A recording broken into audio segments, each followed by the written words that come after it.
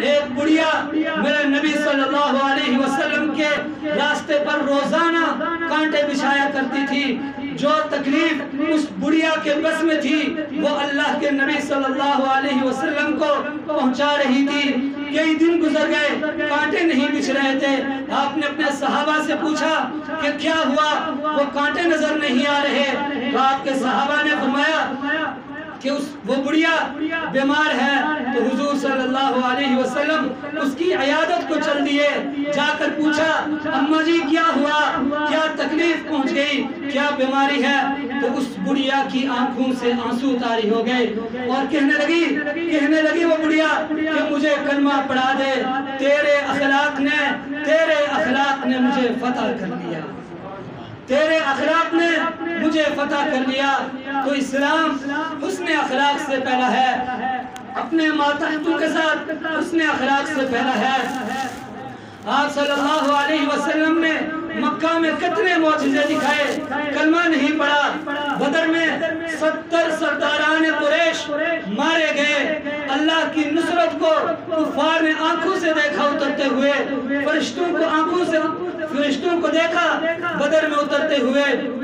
جبرائیل علیہ السلام کے گھوڑوں کی آواز سنی کفار نے, کلمہ نہیں پڑھا. خندق میں شکست ہوئی, اللہ کی نصرت کو دیکھ رہے ہیں, کلمہ نہیں پڑھ رہے.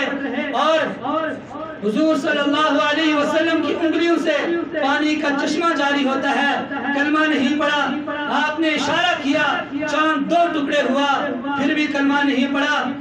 ایک بکری کا ایک بازو پکایا, 40 صحابہ کرام نے کھانا کھایا اور ایک بوٹی کم نہیں ہوئی, کلمہ نہیں پڑھا. لیکن جب آپ صلی اللہ علیہ وسلم نے فرمایا کہ جاؤ معاف کیا, فتح مکہ کے موقع پر آپ نے جب فرمایا کہ جاؤ معاف کیا تو پورے مکہ والوں نے کلمہ پڑھ لیا. تو مسلمانوں کے لیے حضور اکرم صلی اللہ علیہ وسلم کے عمل سے بڑھ کر, حضور اکرم صلی اللہ علیہ وسلم کی زندگی سے بڑھ کر کوئی اور عمل آئیڈیل ہو نہیں سکتا.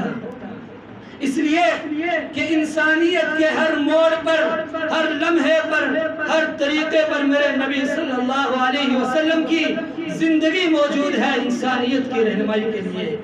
صحابہ کا عمل موجود ہے انسانیت کی رہنمائی کے لیے. اللہ کا کلام موجود ہے, قرآن موجود ہے, اللہ کا قانون موجود ہے انسانیت کی رہنمائی کے لیے. لیکن ضرورت اس امر کی ہے کہ اس قرآن کو, نبی پاک صلی اللہ علیہ وسلم کی اس سیرت کو, صحابہ کرام کی اس سیرت کو کھول کر پڑھا جائے.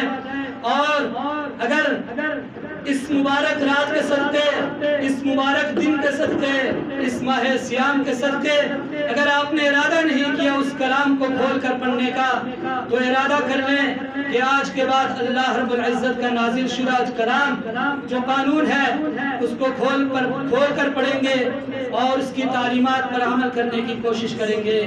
اللہ رب العزت سے دعا ہے کہ جو کچھ کہا سنا اپنی بارگاہ الہی میں قبول و منظور فرمائے. وما علینا الا البلاغ.